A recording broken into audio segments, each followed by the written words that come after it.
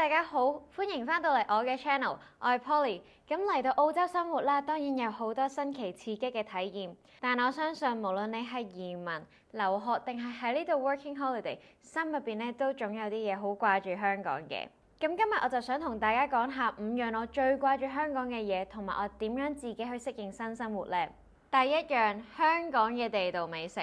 咁講真啦，第一樣一定係食物㗎啦。咁你有冇試過突然間咧好想食魚蛋燒賣、燒鴨飯、蠔餅、奶茶、葡撻、飲茶、酸辣米線？澳洲雖然有好多港式嘅茶餐廳啦，咁但係咧個味道咧始終係差咁少少嘅，而且價錢咧亦都唔係平嘅，可能係 double 或者3倍或以上。咁我自己咧嘅 suggest 嘅解決方法咧就係學下自己煮。咁我都係嚟到澳洲之後先識煮飯嘅啫。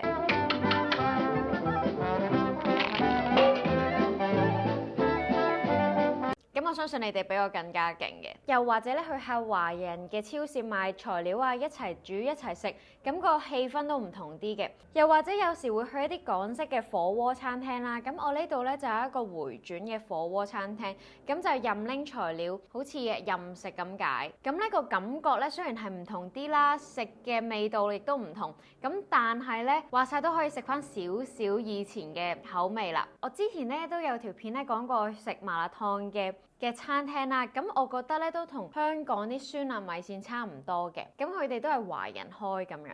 第二咧就係人情味 versus 澳洲人嘅距離感啦。咁香港咧雖然節奏快，喺街上咧人人都趕住行啦，行到好似跑緊咁樣。咁但係你會發現香港人其實都幾有人情味嘅。咁例如咧啲阿姐認得你咧就幫你留台啦，日日樓下阿伯咧雖然除咗啤你之外，都有時會同你 say 早晨嘅。咁茶記阿哥咧惡到乜咁，但係咧佢有時都會記得你飲啲咩嘅。咁如果大家有去過澳牛咧，就知幾惡啦。咁嚟到澳洲之後咧，生活步伐雖然慢咗啦，但係發現咧人與人之間咧都有段距離嘅。咁社交上冇咁自然啦，冇咁直接啦，冇得講我哋可能10個字嘅粗口啦。咁我點樣適應呢？第一樣咧想教大家千祈唔好怕尷尬、怕醜，一開始咧都要主動啲嘅，由簡單嘅 say hello 開始啦，到慢慢開展一啲新話題，又或者慢慢可以去 blend in local 嘅 community， 一啲本地嘅社群啦。如果有小朋友，你可以帶佢哋去下圖書館啊、community centre 啦，自己可以做下義工。唔想做義工可以 join 下啲運動班，都好容易識到人嘅。咁我自己咧就喺 yoga 啦或者 Pilates 嘅班咧都識咗啲唔少嘅朋友。咁當然啦，同時亦都要珍惜你喺澳洲識到嘅香港朋友啦。澳洲嘅醫院啦都識到一啲香港人，一齊互相 support 係好重要嘅。咁第3樣啦，就係交通唔方便。咁香港出名咧交通咧，即係簡直 number one 嘅。出門幾分鐘就會有地鐵、巴士、小巴，甚至的士咧都唔使等嘅，廿拍手就會有㗎啦。咁但係一嚟到澳洲就發現咧，冇車係寸步難行嘅，尤其咧就係住喺一啲非市中心嘅地方啦。冇揸車之前咧，我就會夾硬搭巴士啦、搭地鐵啦、搭輕鐵、搭 tram， 亦都有時咧，如果點對點咧，我就會 call Uber 嘅。咁好彩咧，我以前咧香港都有個 P 牌，但係從來冇揸過嘅。咁喺呢度咧，我都要慢慢學識揸車啦。咁而家當然 fast and furious 啦。Ready? Ready. Steady.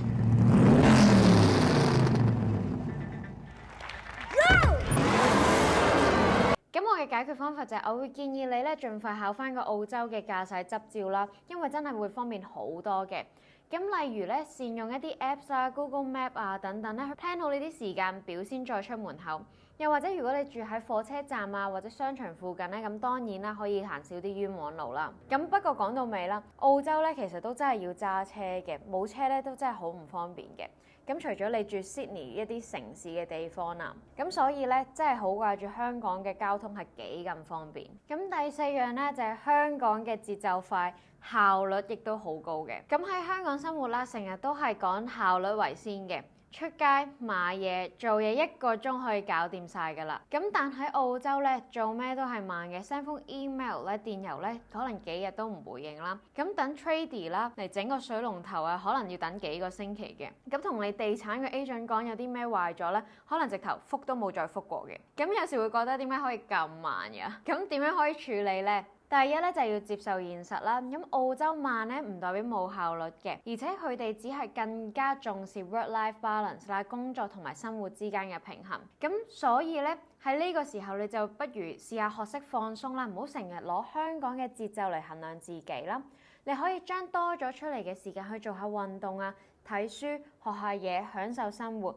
試下慢慢 take it easy， 慢慢去學習人哋嘅 work-life balance 啦。咁當然啦，喺度住得耐咗，我發現我自己嘅生活節奏亦都慢咗好多嘅。咁同樣地，我發現原來生活節奏慢咗，個人輕鬆啲、開心啲、更加 relax 嘅。咁第五樣啦，就一定係屋企人、朋友同你建立嘅回憶啦。咁最後一樣啦，就我覺得係最 deep、最深層、最唔捨得嘅咧，就一定係你身邊嘅人啦，爹哋媽咪啦，拍咗拖好耐嘅另一半啦，成日同你去食宵夜嘅中學死黨啦，成日同你夜晚遊街啊、冇嘢做啊、打邊爐嘅朋友啦。咁再加上咧，中秋節過年澳洲咧，其實冇呢啲氣氛嘅，嗰種孤單感亦都會好明顯。咁我咧就建議大家啦，主動聯絡你自己最珍惜嘅朋友同埋親人。其實而家 FaceTime、WhatsApp 呢啲 video call 咧好方便嘅，隨時打俾佢哋傾個10分鐘啊、1個鐘 ，share 下大家而家生活係點啦。咁另外啦，同你新建立嘅朋友咧，就建立自己新嘅 social circle 啦，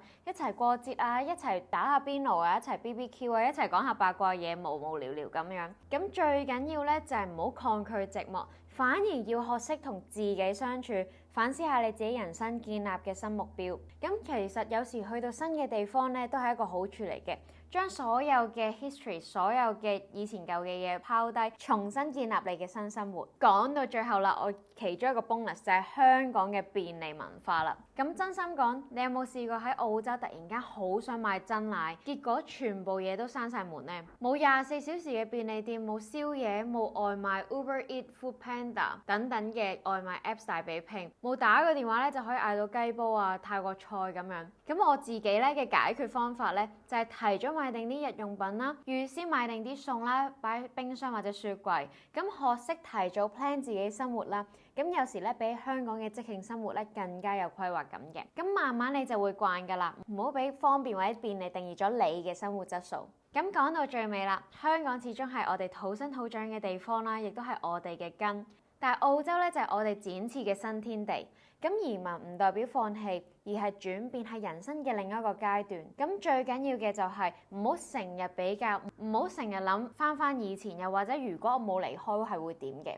用一個開放嘅心態接受每一樣挑戰，生活就會越嚟越豐富㗎啦。咁你記得留言同我分享你最掛住香港邊一樣嘢呢？咁如果你有啲咩其他嘅生存小 tips，亦都可以同我分享嘅。如果你中意呢條片，又或者可以同你 relate 到咧，就記得 like、subscribe、share 俾你身邊嘅移民戰友啦。